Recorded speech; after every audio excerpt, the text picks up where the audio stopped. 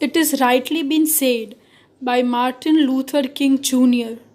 The ultimate measure of a man is not where he stands in moment of comfort and convenience, but where he stands at time of challenge and controversy. With this beautiful thought, a very good morning to all my dear students. I hope you all are in good health. I, Shreya Jadhav, welcome you all to my e-learning channel, and today we are going to do English, grammar, question tag and interrogation. So let us begin. So first of all, let us try to understand the types of sentences. We have assertive sentence, interrogative sentence, exclamatory sentence, imperative sentence, and negative sentence. Question tag. Now, before that, let us understand the formation of question tag. First, the sentence would be given to you. Plus, we are supposed to add a question tag.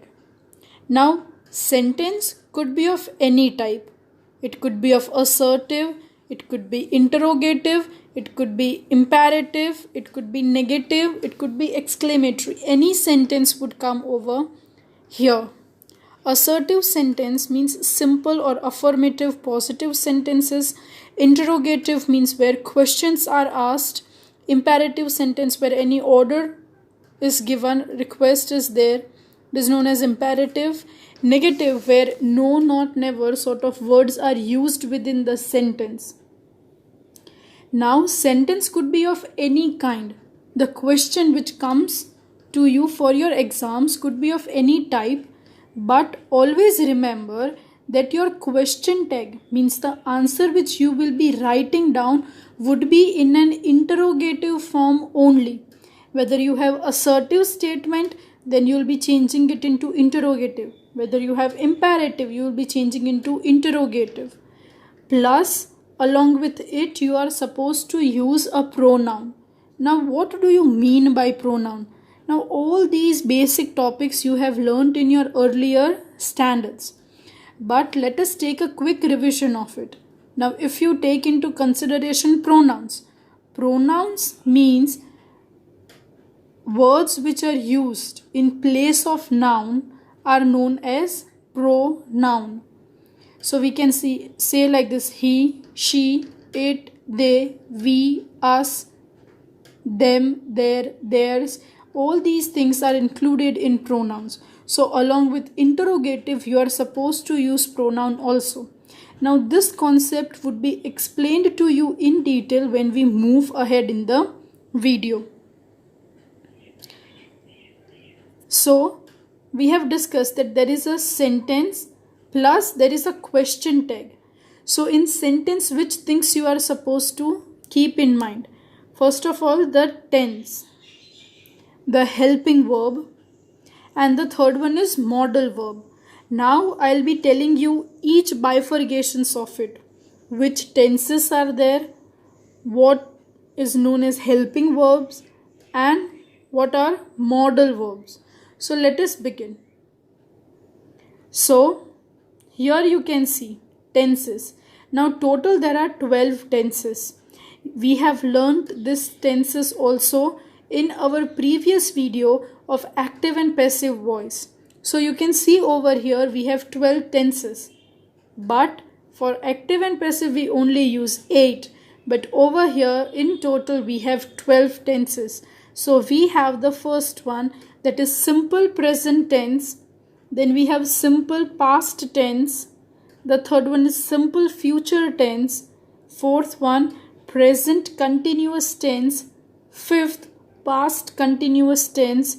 Sixth, future continuous tense. Seventh, present perfect tense. Eighth, past perfect tense. Ninth, future perfect tense. 10th, present perfect continuous tense. 11th, past perfect continuous tense, 12th, future perfect continuous tense. So all these tenses you might have learnt in the earlier standards. We are just bifurcating the tenses. We are just doing the revision of it. So now let us move ahead and we will be learning about the auxiliary verb. Auxiliary verb are known to be or known as to be, to have or to do verb. Now you will be in a bit of perpetual mindset. What does it mean? What is this to be, to have and to do verbs? So let us bifurcate them. First one, to be verbs, that is am, is, are, was, were, be, been and being. The next one is to have verb, that is have, had and has. And the next one is to do verbs, so that is do, does and did. So you are supposed to remember that over here auxiliary verbs are known as am, is, are, was, were, be, been and being. Then we have, had and has. Then do, does and did. You are supposed to remember this, my dear students. The next one is helping verb. Now what do you mean or understand by helping verb? Helping verb are important since they are needed to make up the structure of a sentence. If we do not put helping verb, the sentence would be incomplete and it will not give us the exact meaning we would come to know, but grammatically it would be incorrect. They are used to help the main verb in English. So we have over here auxiliary verb, and next one we have modals. So let us go through modals.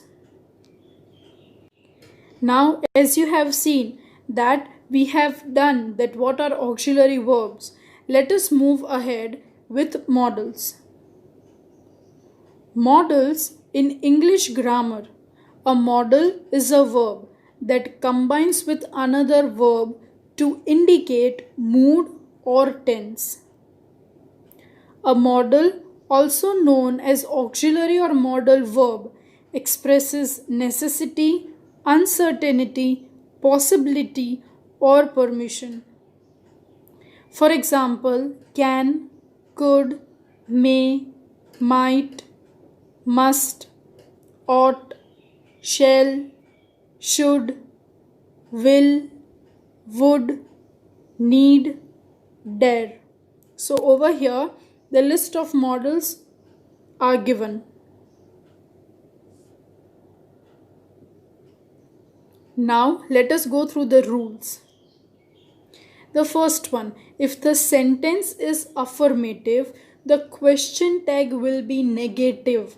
This is one of the most important thing which you are supposed to remember. That if the sentence is positive, question tag will be negative. And the second point is, if the sentence is negative, question tag will be affirmative. So these rules are for question tag. So now let us go through the examples.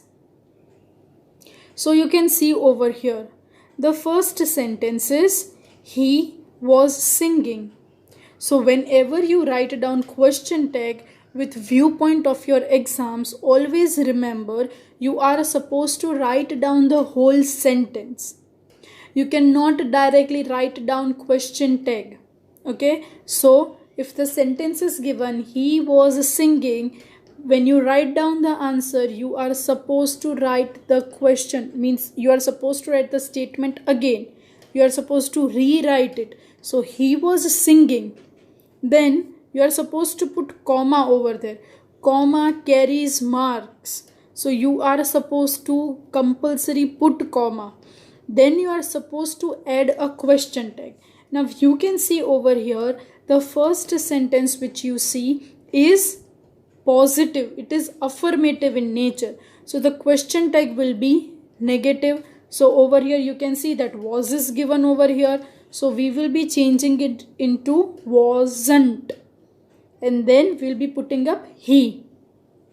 Now one thing which you all are supposed to remember is that you will be never writing was not.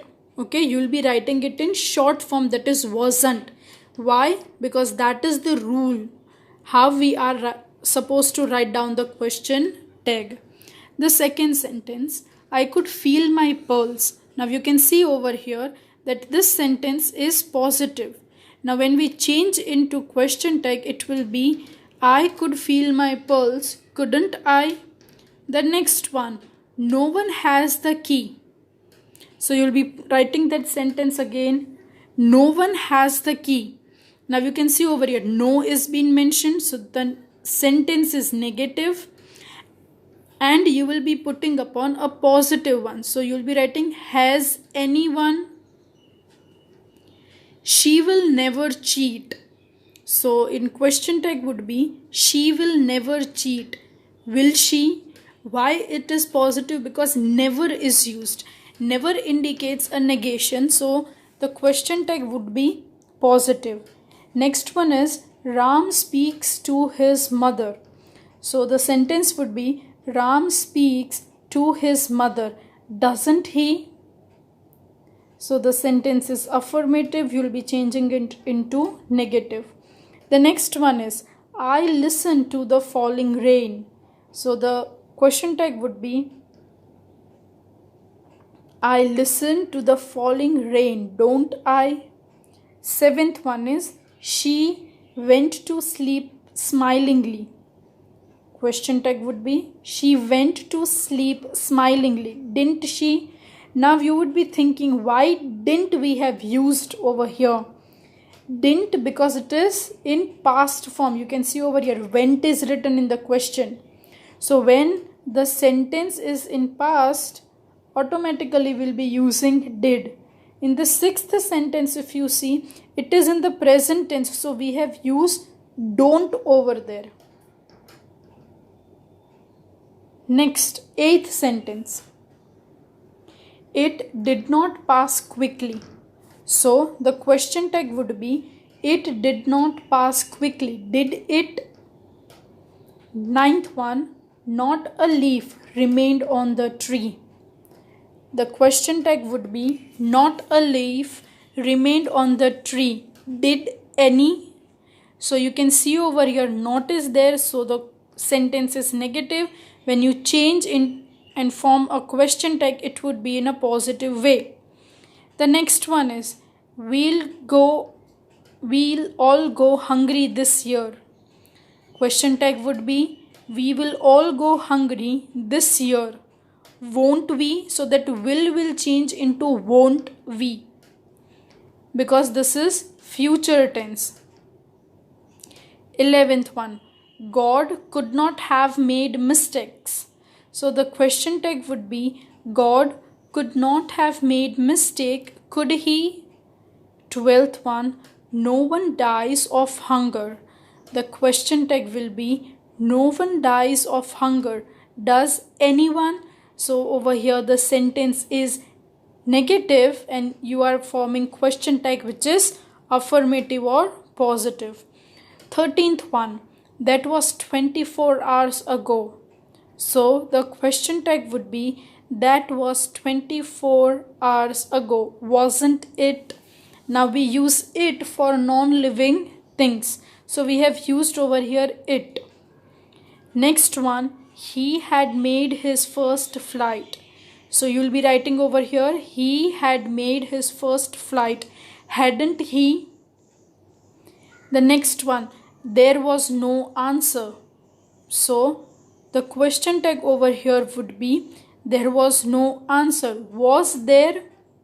So this is all about the question tag. We have solved over here the 15 sentences. Now let us move ahead, and now we'll be doing the topic interrogation. So let us go through the rules. for it. Rules are pretty much same, we can say over here, for interrogative as well as for question tag. That if the sentence is affirmative, interrogative will be negative. And the second point is, if the sentence is negative, interrogative will be affirmative, means it will be positive. So rules for both will remain same. But what is the difference which you are supposed to observe? Let us see. Example of interrogative. Now one thing which you are supposed to always remember is, whether you put question tag or whether you write interrogative, question mark at the end is compulsory. So the first sentence over here is, I did not know the first word about them. Same way you can see over here the sentence is negative. So the interrogative will be positive. Did I know the first word about them? See how slight and minute changes are only done over here. You can see that in the first sentence, the sentence is negative because not is used. So when we change this into interrogative, it will be positive. The second one is, don't go so fast. So the interrogative for the sentence would be, should I go fast or must I go fast? Either of one you can use over here. Next one, I could not go on. So the interrogative would be, could he go on? The sentence was negative, interrogative became positive, and at the end you are supposed to remember to put that question mark. Fourth sentence, this is your last French lesson. The interrogative would be, isn't this your last French lesson? Fifth one, I should never see him again. So the interrogative would be, should I ever see him again? You can see over here, never indicates negation. So if the sentence is negative, your interrogative would be positive. So we are writing, should I ever see him again? Sixth sentence, his home is not even distant memory. So when we change this into interrogative, you will be forming like this, is his home even a distant memory? Seventh one, there is no leader among them. So the interrogative would be, is there any leader among them? Let us move ahead. The eighth sentence, the business was not especially profitable. So the interrogative would be positive one, and you will be writing, was the business especially profitable? Now you can see over here, ninth one, it is not my fault. So you will be putting up, is it my fault? Next one, 10th one, I don't want him to go. Do I want him to go? 11th one, that did not please the tramp. The interrogative would be, did that please the tramp? 12th sentence, he did not have to return it. Interrogative, did he have to return it? 13th one, I couldn't think of it. The interrogative would be, could I think of it? He made them. You'll be writing over here, didn't he made them? Now you will be thinking that why didn't came, because made is in past tense, so we are supposed to start with did. We have done earlier the auxiliary verbs and the modals, so you are supposed to keep that in mind and you are supposed to use them, the helping verbs in short. 14th one, he made them, didn't he made them? And the last sentence, that is, now his cow supported him. Didn't his cow now supported him? So this is all the examples to be discussed over here for interrogative as well as for the question tag. So over here once again we are doing the revision of helping verb. Helping verb are important since they are needed to make up the structure of a sentence. They are used to help the main verb in English. So we have auxiliary verb and then we have modals. So here you can see that auxiliary verb are considered or known as to be verbs or to have or to do verbs. So the thing which you are supposed to remember, the words which you are supposed to remember is am, is, are, was, were, be, been, being, have, had, has, do, does and did. So now let us learn the modals.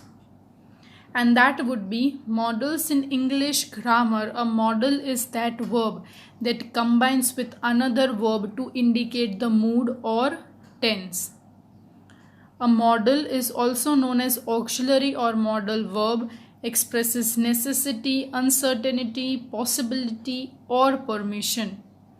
And the words which you are supposed to keep in mind is can, could, may, might, must, ought, shall, should, will, would, need, dare. So dear students, I hope you all have understood. These two concepts are the easiest concepts of grammar, which I hope you all have understood it well. Thank you for watching and have a nice day. If you have still any doubt or queries, you can comment down in the comment section. Thank you and goodbye everyone.